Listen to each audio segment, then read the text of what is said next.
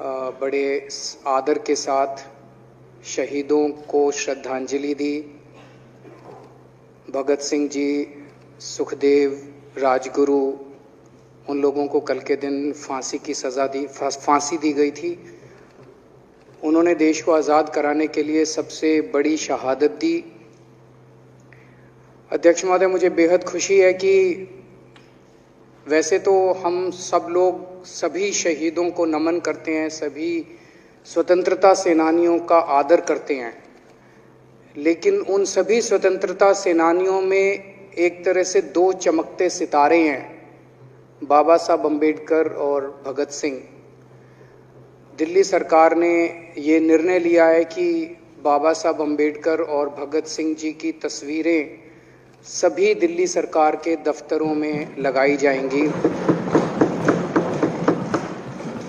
कुछ दिन पहले पंजाब सरकार ने भी ये निर्णय लिया है कि पंजाब सरकार के भी सभी दफ्तरों में भगत सिंह और बाबा साहब अम्बेडकर की तस्वीरें लगाई जाएंगी। जब से ये ऐलान किया गया है, मैं तो सोच रहा था कि हमारे विपक्ष के साथी इसके ऊपर हमें बधाई देंगे, तारीफ करेंगे कि बहुत अच्छा निर्णय लिया गया। शुक्रिया।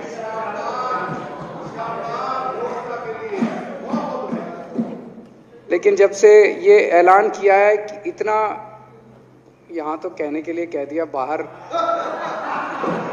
एक मिनट, मेरे को पूरा, हमें इतना क्रिटिसाइज किया जा रहा है।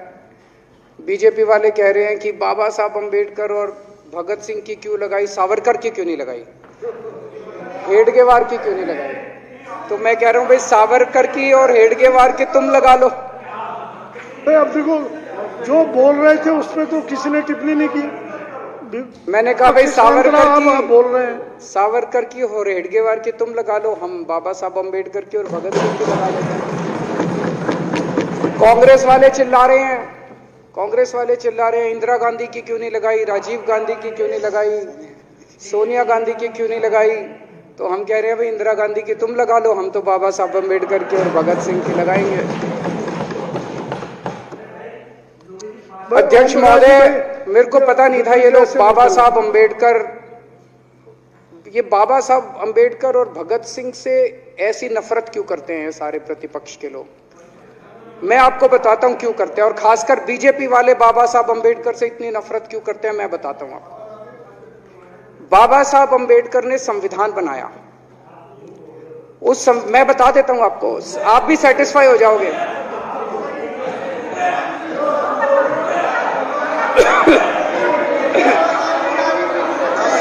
सुन के चले जाना। बाबा साहब का नाम सुनते ही वॉकआउट कर गए। बाबा साहब का नाम भी नहीं सुनना चाहते। बाबा साहब अम्बेडकर का नाम सुनते ही सुन तो लो।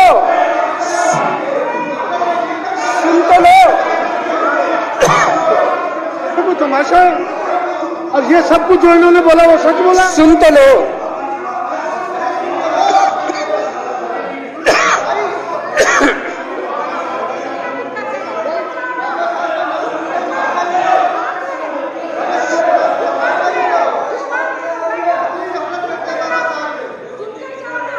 बाबा साहब अम्बेडकर ने, सदस्यों से प्रार्थना कर रहा हूं, अध्यक्ष महोदय, बाबा साहब अम्बेडकर ने, मुख्यमंत्री जी बोल रहे हैं, डिस्टर्ब ना करें प्लीज। नहीं, ये कोई तरीका।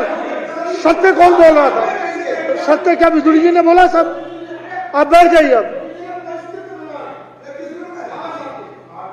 बाबा साहब अम्बेडकर ने देश का संविधान बनाया। संविधान में लिखा उन्होंने कि भारत के अंदर जनतंत्र होगा। इस जनतंत्र के अंदर चुनाव होंगे। चुनाव में जनता वोट डालेगी। वोट डाल के जनता अपनी सरकार चुनेगी। वो सरकार लोगों के सपनों को पूरा करने के लिए काम करेगी। बीजेपी को ये पसंद नहीं है। बीजेपी नहीं चाहती चुनाव हो। बीजेपी चाहती है कि चुनाव खत्म हो जाए। चुनाव होने ही नहीं चाहिए। चुनाव गंदी बात है इनके हिसाब से। चुनाव गलत बात है इनके हिसाब से। एमसीडी के अंदर 15 साल इन्होंने जम के लूटा। लूटने के सारे दुनिया के रिकॉर्ड तोड़ दिए। गिनीज बुक वालों की मीटिंग चल रही है कि भारतीय जनता पार्टी का नाम आने वाला है गिनीज बुक के अंदर, एनसीडी का और बीजेपी वालों का। शानदार इन्होंने परफॉर्मेंस किया है। 15 साल के अंदर इन्होंने लूटने में कोई कसर नहीं छोड़ी। लूटने के बाद जब जनता में त्राही त्राही मच गई, लोग दुखी हो गए 15 साल के इनके शासन के बाद, और जनता ने मन बना लिया कि इस बार इनको मजा चखाएंगे और गुस्सा जाहिर करेंगे। चुनाव आयोग ने ऐलान कर दिया कि हम आज शाम को 5 बजे 9 तारीख को 9 मार्च को शाम को 5 बजे आज चुनाव की डेट्स की घोषणा की जाएगी। 4 तारीख को प्रधानमंत्री के दफ्तर से फोन जाता है, चिट्ठी जाती है चुनाव कमिश्नर को, चुनाव रद्द कर दो। पूरी दुनिया के अंदर आज तक ऐसा नहीं होगा कि प्रधानमंत्री सीधे सीधे चुनाव कमिश्नर को फोन करके और चिट्ठी लिख के कहते हैं कि चुनाव रद्द कर दो। इसलिए ये नफरत करते हैं बाबा साहब अम्बेडकर से। ये कहते हैं बाबा साहब अम्बेडकर नहीं होता तो जनतंत्र नहीं होता इस देश के अंदर। कल एक बीजेपी का बड़ा नेता मिला, बोला जी मैंने तो अपने बीजेपी के बड़े नेताओं को बोल दिया ये चुनाव का चक्कर छोड़ो, एमसीडी में भी एनडीएमसी जैसा कर दो।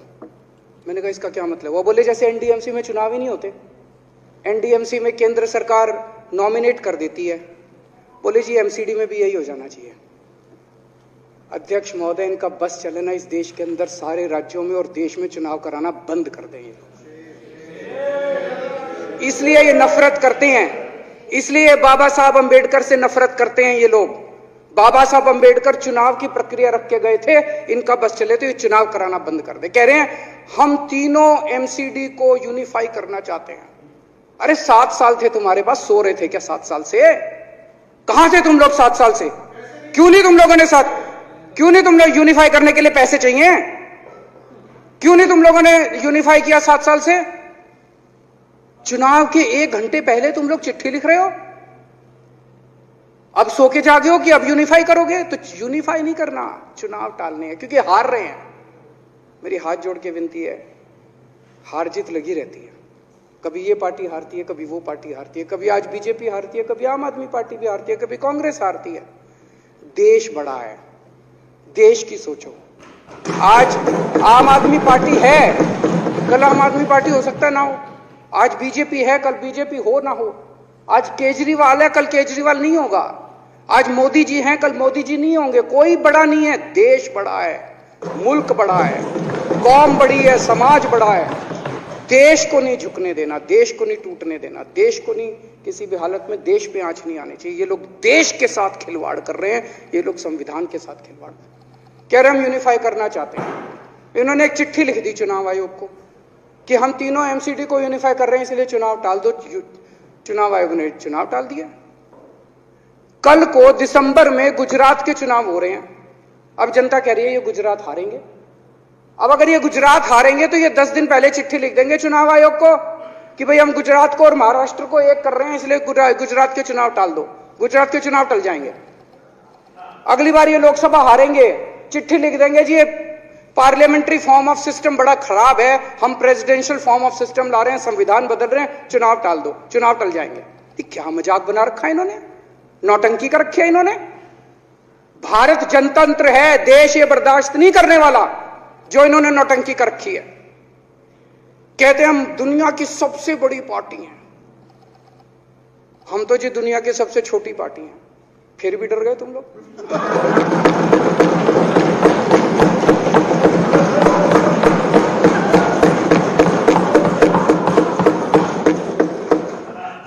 दुनिया की सबसे बड़ी पार्टी दुनिया की सबसे छोटी पार्टी से डर के भाग गई। क्या कायर हो यार। हिम्मत है तो चुनाव लड़के दिखाओ बीजेपी वालों, मान जाएंगे तुम। हिम्मत है तो चुनाव लड़के दिखाओ। कहते हो 56 इंच का सीना है, नहीं तो मान लो 56 इंच का सीना नहीं है, झूठ। नहीं तो मान लो कुर्ते के नीचे 56 इंच का सीना नहीं है, झूठ है ये। कल मैंने देखा, आपको भी बुरा लगा, मैं आपके कमरे में जब चाय पीने आया, आपने मेरे साथ अपना दुख शेयर किया कि जब एलजी साहब ने भाषण शुरू किया, ये सारे खड़े हो गए नारे लगाने। क्या कश्मीर फाइल्स टैक्स फ्री करो, और पीछे से 2 जने कह रहे थे दारू की दुकानें बंद करो। अब इनको भी नहीं पता आज नारे किस चीज के लगाने, ऊपर से आया तो था ऊपर से आया तो था। तो 2 जने कह रहे थे दारू की दुकान बंद करो, आगे वाले कह रहे थे कश्मीर फाइल्स टैक्स फ्री करो, फिर दूसरे वाले ने कहा बे आज कश्मीर वाला नारा लगाना है। तो जैसे रैलियां होती हैं उसमें कुछ टीवी वाले माइक लगा देते हैं कि हाँ जी किस लिए आए हो, तो वो यूं यूं देखता है किस लिए।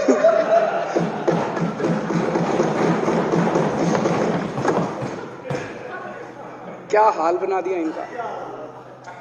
इसलिए थोड़ी राजनीति में आए थे, इसलिए थोड़ी राजनीति में आए थे। एक पिक्चर आई थी बंटी और बबली, उस पिक्चर में एक सीन था, कुछ लोग एक नेता के घर के सामने जाते हैं, हमारी मांगे पूरी करो, हमारी मांगे पूरी करो। नेता बाहर आता है, कहता है क्या मांगे हैं, तो सारे एक दूसरे की तरफ, उनको पता ही नहीं क्या मांगे।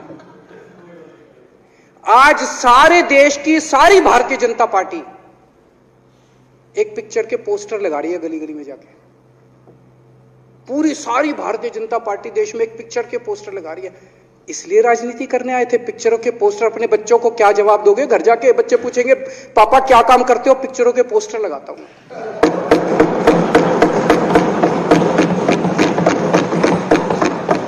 8 साल केंद्र सरकार चलाने के बाद अगर किसी देश के प्रधानमंत्री को विवेक अग्निहोत्री के चरणों में शरण लेनी पड़े तो इसका मतलब उस प्रधानमंत्री ने 8 साल में कोई काम नहीं किया, 8 साल खराब कर दिए। बताओ, विवेक अग्निहोत्री के चरणों में उनको शरण लेनी पड़ रही है, बचा लो बचा लो बचा लो।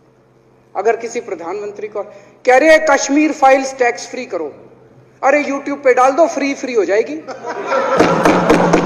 टैक्स फ्री क्यों करा रहे हो? इतना ही तुमको शौक है, विवेक अग्निहोत्री को बोलो यूट्यूब पे डाल देगा, सारी पिक्चर फ्री है, सारे जने देख लेंगे एक ही दिन के अंदर। टैक्स फ्री की क्या जरूरत है? यूट्यूब पे क्यों नहीं डाल? कल एक मैंने अखबार में पढ़ा, हरियाणा के अंदर एक भारतीय जनता पार्टी का ही एक एमएलए था, उसने कहा आज मैं पार्क के अंदर इसकी फ्री स्क्रीनिंग करूंगा। तुरंत विवेक अग्निहोत्री का ट्वीट आया खट्टर साहब के, खट्टर साहब देखो ये फ्री में कर रहा है, इसको बोलो टिकट लेके करेगा। भाई साहब, कश्मीरी पंडितों के नाम पे कुछ लोग करोड़ों रुपए कमा रहे हैं और तुम लोगों को पोस्टर लगाने का काम दे दिया। आंखें खोलो, क्या कर रहे हो तुम लोग? वो करोड़ों कमा गया, कश्मीरी पंडितों के नाम पे करोड़ों कमा गया और तुम लोग पोस्टर लगाते रह गए। क्या हाल बना दिया तुम लोगों का यार। आंखें खोलो तुम लोग।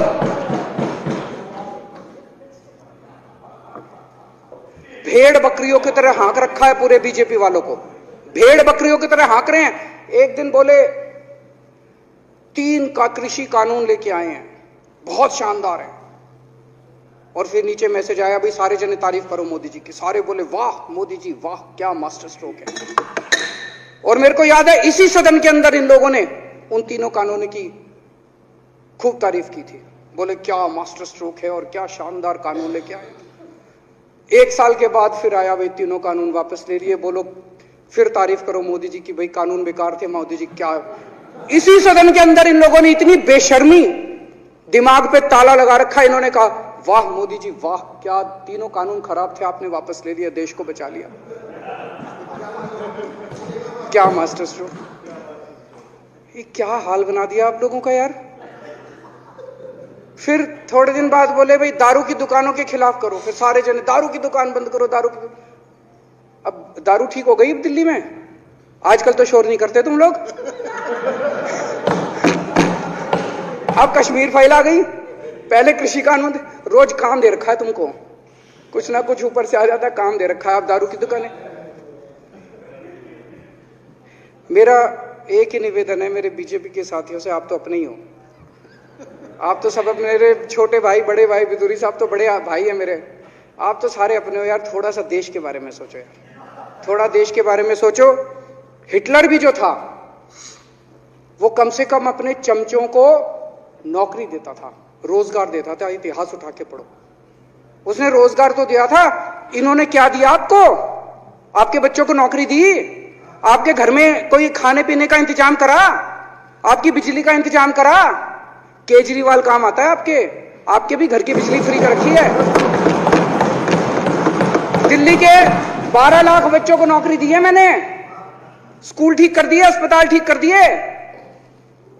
आपके घर में कोई बीमार हो, केजरीवाल दवाई पहुंचाता है, मोदी दवाई नहीं पहुंचाता। केजरीवाल काम आया।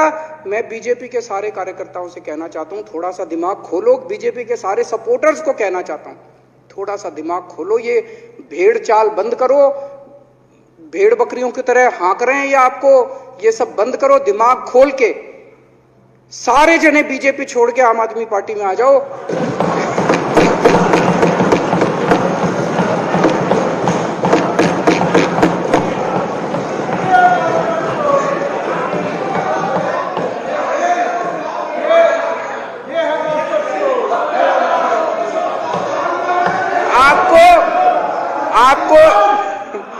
आपको इज्जत मिलेगी, सम्मान मिलेगा। आपसे कतई झूठे नारे नहीं लगवाएंगे। राष्ट्र निर्माण में आपको साथ लेंगे हम, राष्ट्र निर्माण करेंगे आपके साथ मिलकर। ये पोस्टर भी नहीं लगवाएंगे झूठी फिल्मों के। और जो भी करना हो, कम से कम यार ये पिक्चर का प्रमोशन करना तो बंद करो। ये गंदे लगते हो तुम लोग, अच्छी शोभा नहीं देता आप लोगों को। यार आप अच्छे आदमी हो, कुछ करने आए थे राजनीति में, कहां पिक्चर के पोस्टर और प्रमोशन करने में लगा दिया। कल एलजी साहब की स्पीच पूरे देश ने सुनी। एलजी साहब को एक तरह से केंद्र सरकार का नुमाइंदा माना जाता है। एलजी साहब ने भी हमारी सरकार की कितनी तारीफ करी। 50% जीडीपी 5 साल के अंदर बढ़ गया। भारत में आज तक कभी किसी राज्य का नहीं बढ़ा। इतने शानदार काम दिल्ली सरकार ने किए हैं कि केंद्र सरकार द्वारा नियुक्त एलजी साहब ने भी दूसरी सरकार की, आम आदमी पार्टी की सरकार की भूरी भूरी शब्दों में तारीफ की। मैं एलजी साहब का बहुत बहुत शुक्रिया अदा करना चाहता हूं और इस धन्यवाद प्रस्ताव का समर्थन करता हूं।